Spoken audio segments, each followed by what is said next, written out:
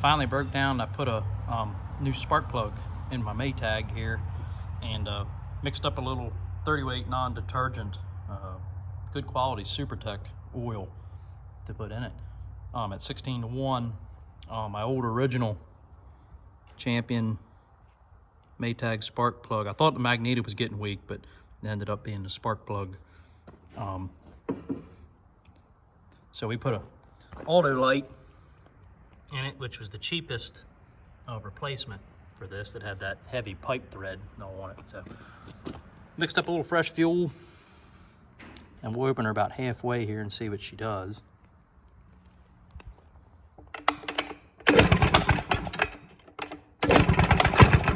Oh,